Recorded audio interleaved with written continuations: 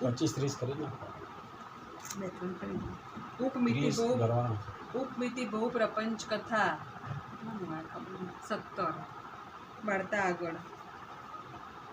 તારા રોગો ઘણા આકરા છે. તારું મન તુચ્છ ભોજન ઉપર હજુ લાગેલ છે. તેથી મને એમ લાગે છે કે તારા સંબંધમાં અસાધારણ પ્રયત્ન કર્યા સિવાય તારા રોગો નાશ પામશે નહીં.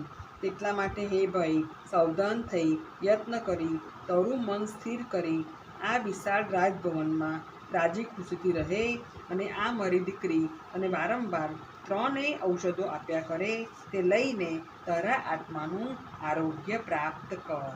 નંબર 31 વાર્તા આગળ. અલ્પ સ્વીકારનો મોટો લાભ. ધર્મ બોધકર મંત્રીશ્વરે આટલી વિગતોથી જે લાંબાન વાત કહી તે તેને બરોબર સ્વીકારી લીધી અને મંત્રીશ્વરે પોતાની દીકરી તદ્યાને તેની પરિચારિકા બનાવી. નિષ્પુણ્યકે પોતાના ભિક્ષા માંગવાના પાત્રને એક સ્થાનકે હંમેશને માટે મૂકી દીધું અને તેની પાલના જાળવણી કરતા તેનો કેટલોક કાળ એ પ્રમાણેની સ્થિતિમાં ત્યાં નીકળી ગયો. તદ્યા મંત્રીશ્વરની દીકરી તેને રાત દિવસ 3 ઔષધો આપ્યા કરે છે, પરંતુ આ નિષ્પુણ્યકને પોતાના કુભોજન ઉપર હજુ આસક્તિ ઘણી છે. તેથી તેના ઉપર જોઈએ તેટલો પ્રેમ થતો નથી. મોહથી પોતાની પાસેનું તુચ્છ ભોજન તે વધારે ખાતો હતો અને તદ્યાએ આપેલ ભોજન બહુ થોડું ખાતો હતો. તદ્યા તેને સંભાળીને આપે ત્યારે કોઈ વખત જરા અંજન આંખમાં આંચતો હતો અને તીર્થ જળ પણ તદ્યા વારંવાર કહે ત્યારે કોઈ વખત જરા પીતો હતો. તદ્યા એને હોંશથી મહાકલ્યાણક ભોજન બહુ સારી રીતે આપતી હતી ત્યારે તેમાંનું જરા ખાઈને બાકીનું અન્ન તે પોતાના ભિક્ષા પાત્રમાં નાખી દેતો હતો. તેના તુચ્છ ભોજનની સાથે આ સુંદર ભોજન મળવાથી તેના અન્નમાં નિરંતર વધારો થયા કરતો હતો અને તેથી તેનું અન્ન દરરોજ રાત દિવસ ખાધા કરે તો પણ પૂરું થતું નહોતું. પોતાના ભોજનમાં આવી રીતે વધારો થતો જોઈને તે મનમાં બહુ રાજી થતો હતો, પણ કોના પ્રતાપથી અને શા કારણથી પોતાના ભોજનમાં વધારો થાય છે તેનું કારણ તે કદી વિચારતો નહોતો. પોતાના ભોજનમાં આસક્ત થયેલો નિષ્પુણ્ય સુંદર ભોજન તરફ ઓછા આદરવાળો થતો જતો હતો અને પોતે કંઈક સમજતો હતો છતાં જાણે તદ્દન અજાણ્યો હોય તેમ સંસારિક મોહમાં કાળ પસાર કરતો હતો. પોતાનું તુચ્છ ભોજન તે રાત દિવસ ખાતો હોવાથી શરીરે હૃષ્ટપુષ્ટ થતો ગયો, પણ 3 ઔષધો આદર વગર માત્ર જરા કોઈ વખત વાપરતો હતો. તેથી તેના રોગોનો મૂળથી નાશ થયો નહીં.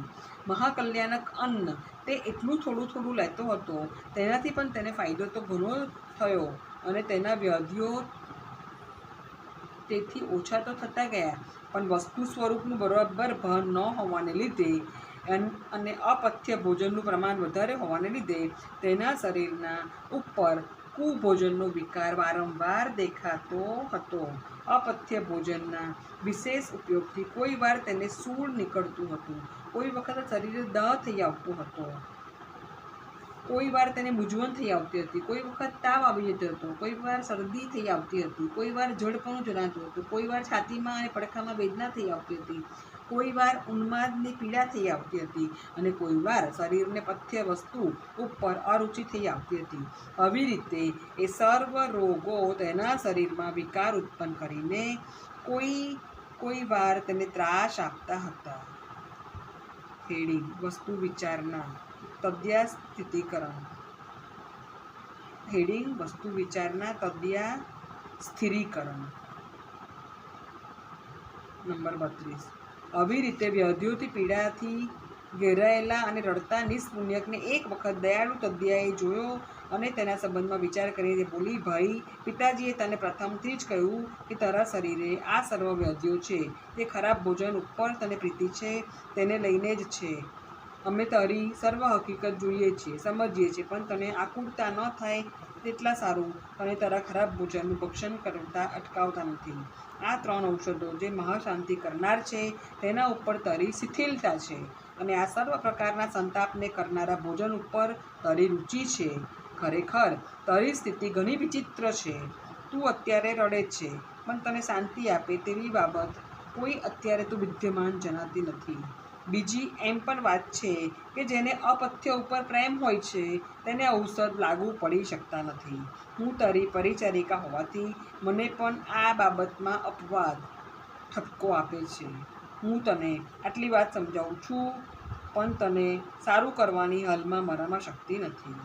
આ પ્રમાણે તદ્યાની વાત સાંભળીને નિષ્પુણ્યક બોલ્યો, જો તેમ જ હોય તો તમારે મને હવેથી તુચ્છ ભોજનનો ઉપયોગ કરતાં વારંવાર અટકાવો, કારણ કે એ ભોજન કરવાની મને આટલી બધી પ્રેમપૂર્વક ઈચ્છા રહ્યા કરે છે. મારી પોતાની મેળે તેનો ત્યાગ કરવાનો ઉત્સાહ મારામાં આવે એમ મને લાગતું નથી.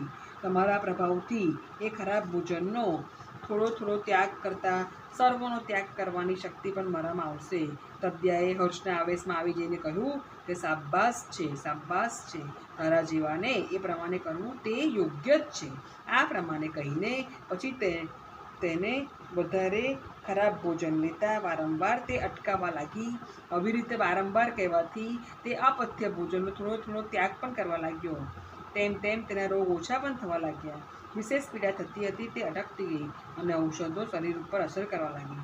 જ્યારે તદ્યા નજીક હોય ત્યારે નિષ્પુણ્યક સુંદર ભોજન કરે અને અપથ્ય ભોજન થોડું લે. તેથી રોગ ઓછા થયા, પરંતુ તે જરા દૂર જાય એટલે હજુ તેનામાં અપથ્ય ભોજન ઉપરનું લંપટપણું ઘણું હોવાથી તે ખાવા માંડી જાય અને ઔષધો જરા લે નહીં. તેથી વળી પાછો અજીર્ણ વિકાર થઈ આવે. ધર્મબોધકર પોતાની દીકરી તદ્યાને આખા લોકના પાલક તરીકે અગાઉથી નિમેલી હતી.